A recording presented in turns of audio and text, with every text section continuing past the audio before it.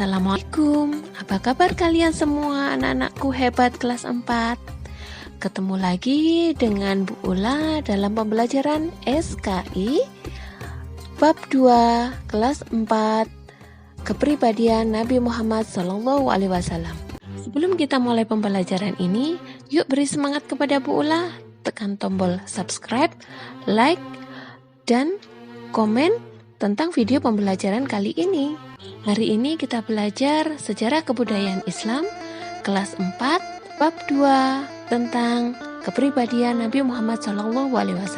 Yuk kita mulai. Yang pertama kita bahas adalah Nabi Muhammad SAW sebagai rahmat seluruh alam. Nabi Muhammad SAW adalah panutan bagi seluruh umatnya, suri tauladan bagi semua umat manusia. Beliau memiliki kepribadian yang sempurna, terkenal dengan sifat kepribadian yang mulia. Akhlaknya adalah akhlak Al-Quran. Nabi Muhammad SAW mempunyai tugas utama, yaitu agar menyerukan umatnya untuk menyembah Allah Subhanahu wa Ta'ala. Allah Subhanahu wa Ta'ala mengutus Nabi Muhammad SAW ke dunia sebagai rahmat seluruh alam. Sebagaimana firman Allah dalam surat Al-Anbiya ayat 107. وَمَا أَرْسَلْنَاكَ إِلَّا رَحْمَةً لِلْعَالَمِينَ. Pribadi Nabi Muhammad SAW sangatlah menarik hati. Pada masanya, setiap orang, baik orang beriman maupun orang kafir, mengakui kepribadiannya sebagai orang jujur dan berakhlak baik. Allah berfirman dalam surat Ali Imran ayat 159, فَبِمَا رَحْمَةٍ مِّنَ اللَّهِ لِنتَ لَهُمْ وَلَوْ كُنتَ فَظًّا غَلِيظَ الْقَلْبِ لَانفَضُّوا مِنْ حَوْلِكَ فَاعْفُ عَنْهُمْ وَاسْتَغْفِرْ لَهُمْ وَشَاوِرْهُمْ فِي الْأَمْرِ فَإِذَا عَزَمْتَ فَتَوَكَّلْ عَلَى اللَّهِ إِنَّ اللَّهَ يُحِبُّ الْمُتَوَكِّلِينَ. Pembahasan selanjutnya mengenai ciri-ciri kepribadian Nabi Muhammad SAW.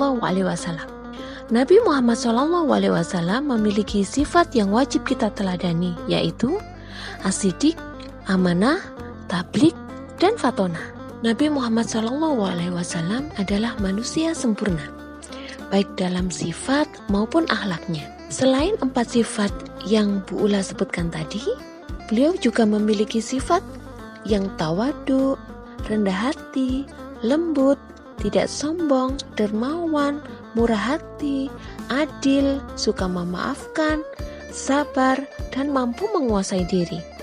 Contohnya, ketika Nabi datang dalam sebuah majelis, beliau tidak suka umatnya berdiri menyambut kedatangan beliau, layaknya menyambut kedatangan raja-raja. Beliau juga tidak segan duduk bersama orang miskin dan hamba sahaya. Selain itu, Nabi Muhammad SAW memiliki kecerdasan tinggi dalam mengetahui setiap karakter, sehingga dalam bergaul, beliau mampu menghadirkan kenyamanan dan kebahagiaan pada orang yang berada di sekitarnya. Nah, masih banyak lagi sifat Nabi yang sepatutnya menjadi tauladan bagi kita semua. Oleh karena itu, sifat yang sempurna inilah sepatutnya dapat menjadi suri tauladan bagi semua umat Islam. Dan bagi siapa saja yang mengikuti jejak Nabi Muhammad SAW, maka dia akan mendapatkan rahmat dari Allah Subhanahu wa Ta'ala. Selanjutnya, yuk kita simak kisah teladan peletakan Hajar Aswad oleh Nabi Muhammad SAW. Kota Mekah pernah dilanda banjir bandang. Pada saat itu usia Muhammad 35 tahun. Ka'bah yang merupakan bangunan suci di Mekah turut terendam air bah.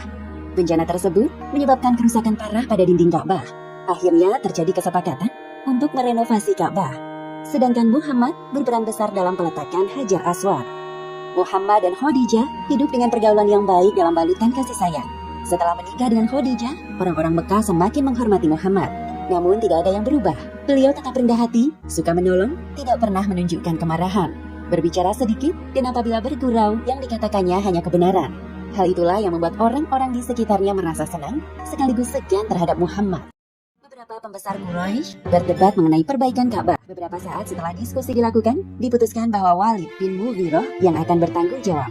Mereka meminta untuk meninggikan bangunan Ka'bah yang tingginya 9 hasta. Sejak pembangunan di masa Nabi Ismail, pembangunan dan perombakan Ka'bah hampir selesai. Setelah dinding Ka'bah tingginya mencapai 15 hasta. Kemudian dipasang atap yang disangga dengan 6 tiang. Selain itu, dibangun pintu dan tempat peletakan Hajar Aswad. Kini tiba saatnya bagian peletakan batu hitam atau biasa disebut Hajar Aswad di sudut timur. Pada saat inilah terjadi perselisihan antar kabilah. Masing-masing kabilah merasa lebih berhak meletakkan Hajar Aswad pada tempatnya semula dibanding kabilah lainnya. Perselisihan ini terjadi hingga 4 hari tanpa ada keputusan. Sampai akhirnya muncul seorang tua bernama Abu Umayyah bin Al-Mughirah menawarkan jalan keluar. Beliau adalah sosok tetua yang dihormati di kalangan pembesar Mekah.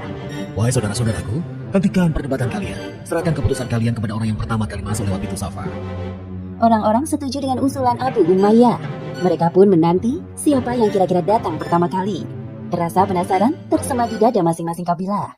Lihat, ada seseorang yang datang. Benarkah? Mari kita lihat siapa itu. Oh, dia Muhammad, pemuda Al-Amin. Kami rela dengan keputusannya. Dia yang terbaik. Orang-orang Quraisy bersorak lega, sekaligus gembira melihat kedatangan Muhammad. Sedangkan Muhammad bingung dengan penyambutan yang dilakukan oleh para kabilah. Apa yang terjadi sebenarnya? Mereka lalu menceritakan tentang permasalahan yang terjadi. Sebelum membuat keputusan, Muhammad berdoa dalam hati agar tidak salah langkah. Beliau juga tidak menginginkan pertikaian ini berlarut-larut terjadi. Tolong, ambilkan aku sehelai kain. Baik, tunggu sebentar. Orang-orang penasaran dengan apa yang akan diperbuat Muhammad. Setelah kain dalam genggaman, beliau menghamparkannya ke tanah. Kemudian beliau meletakkan Hajar Aswad di tengah-tengah kain. Untuk setiap pemimpin dari masing-masing kabilah, dipersilahkan untuk memegang ujung kain ini. Kemudian, mereka bersama-sama mengangkat Hajar Aswad menggunakan sehelai kain dan Muhammad bertugas mengembalikan Hajar Aswad ke tempatnya semula. Akhirnya, beliau berhasil menghentikan pertikaian tentang peletakan Hajar Aswad. Semua kabilah merasa puas dengan keputusan Muhammad yang cerdas dan bijaksana. Demikianlah akhir kisah renovasi Ka'bah pada zaman sebelum Muhammad diangkat menjadi nabi. Hikmah yang dapat kita ambil dari kisah ini, pertama, hendaknya kita selalu mengawali segala perbuatan dengan niat yang baik agar mendapat ridho dari Allah Subhanahu wa Ta'ala. Dan kedua, salah satu kriteria dari pemimpin yang ideal menurut Islam adalah fatonah atau cerdas. Hal tersebut dibuktikan dengan cara yang digunakan Muhammad dalam menyelesaikan persoalan peletakan Hajar Aswad. Maka sudah sepantasnya beliau menjadi seorang pemimpin umat Islam. Wallahu a'lam bishawab. Terima kasih telah menyaksikan video pembelajaran kali ini. Semoga kalian dapat lebih paham tentang materi kepribadian Nabi Muhammad SAW dan kisah teladan peletakan Hajar Aswad. Wassalamualaikum.